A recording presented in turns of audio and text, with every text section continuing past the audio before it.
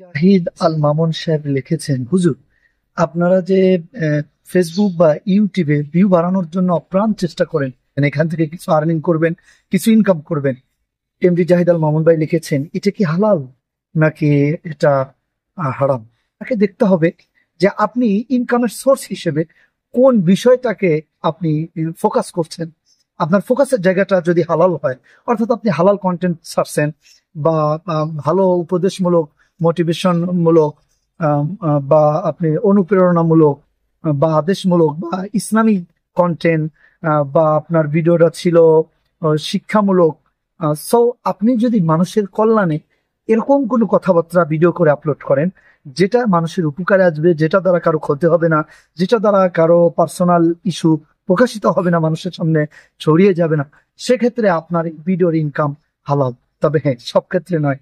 এখন আপনি যে ইসলামিক ভিডিও ছাড়ছেন, যে ভালো একটি কন্টেন্ট আপলোড দিয়েছেন, এই কন্টেন্টের উপরে কিন্তু একটি অ্যাড দিয়েছে। আপনি বলবেন, হুজুর এই অ্যাড তো আমার নিয়ন্ত্রণে নেই।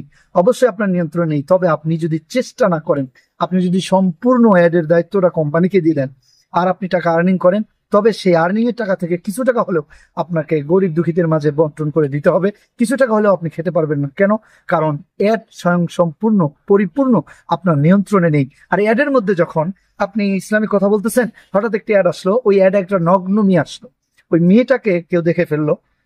দেখার পরে সে দ্বিতীয়বার দেখলো, যে গুণা হলো, সেই গুণার একটি পার্সেন্ট আপনি পেয়ে যাচ্ছেন, এবং সাথে আপনি পাচ্ছেন যে ইনকাম, সেই অশ্লীল অ্যাডের ইনকাম আপনার জন্য স্বয়ংসম্পূর্ণ জায়েজ নয়। সুতরাং আমরা যারা ইসলামিক কন্টেন্ট নিয়ে কাজ করি, ইসলামিক কথাবার্তা বলি, আমাদের সম্পূর্ণ ইউটিউব ফেসবুকের টাকা স্বয়ং সম্পূর্ণ নিশ্চিত করে বলা যাচ্ছে না যে পুরো টাকাটাই হালাল। হ্যাঁ, কিছু টাকা হলেও এর ভিতরে হারামের মিশ্রণ থাকতে পারে। তাই আমাদের উচিত কিছু টাকা হলেও আল্লাহর রাস্তায় বা গরিব দুঃখীদের মাঝে বন্টন করে দেওয়া, আর কিছু টাকা নিজে এই স্বার্থে খরচ করা জায়েজ বা হালাল যে আমি ইসলামিক কন্টেন্ট ছেড়েছি, আমি উত্তম মাধ্যম ব্যবহার করেছি। হ্যাঁ, যদি আপনার ভিডিওতে এরকম কিছু থাকে যেটা অশ্লীল, যেটা ফানি, আনন্দদায়ক, কিন্তু সেখানে অশ্লীলতা আছে, সেখানে ধর্মীয় নিষেধাজ্ঞা বা ধর্মীয় এরিয়ার বাইরে চলে যাচ্ছে, অশ্লীল ভিডিও আপলোড করা হচ্ছে, বা কারো গোপন ইস্যু তুলে ধরা হচ্ছে, বা আপনার ভিডিওর দ্বারা কারো ক্ষতি হয়ে যাচ্ছে, সেক্ষেত্রে এই ভিডিওটা আপলোড দিয়ে যে ইনকাম হবে, পরিপূর্ণ ইনকামটাই হালাল। তাহলে আমরা কি বুঝলাম? জাহিদ আল মামুন ভাই, আমরা তাহলে এতক্ষণে বুঝে ফেলেছি যে আমাদের এই কন্টেন্ট, এই ভিডিওর যে টাকা, এই টাকা সম্পূর্ণটাই হালাল নয়। হ্যাঁ, যদি আমার উদ্দেশ্য ভালো হয়, আমার শিক্ষামূলক, এডুকেশনমূলক ভিডিও হয়, বা মোটিভেশন বা মোটিভেশনাল ভিডিও হয়, আহ, বা ইসলামিক ধর্মীয় কোনো ইস্যু নিয়ে আলোচনা হয়, বা ভালো কোনো উপদেশমূলক আনন্দদায়ক কিন্তু সেখানে অশ্লীলতা নাই, সেক্ষেত্রে এই ভিডিও থেকে ইনকাম করা জায়েজ এবং হালাল। তবে কিছু টাকা আপনাকে অবশ্যই গরিব দুঃখীদের দিয়ে দিতে হবে, এই স্বার্থে যে যেন আপনার ওই অশ্লীল অ্যাড যদি এসেও থাকে যেটা সম্পর্কে আপনি জানেন না, সেই টাকাটা বা সেখান থেকে কিছু টাকা যেন গরিব দুঃখীদের মাঝে সদাকা হয়ে যায়, যেন কাফারা স্বরূপ সেটা চলে যায়।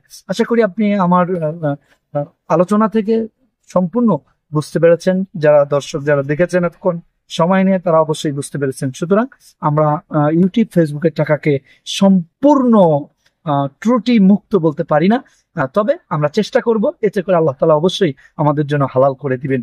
আর অবশ্যই অশালীন ভিডিও ভিডিও কারো গোপন ভিডিও, কাউকে কষ্ট দেওয়া, কারো ক্ষতি করা, এরকম কাজ আমরা অবশ্যই করব না। করলে সেক্ষেত্রে নিশ্চিত হারাম হয়ে যাবে, এবং এই হারাম অবশ্যই গ্রহণ করা যাবে না।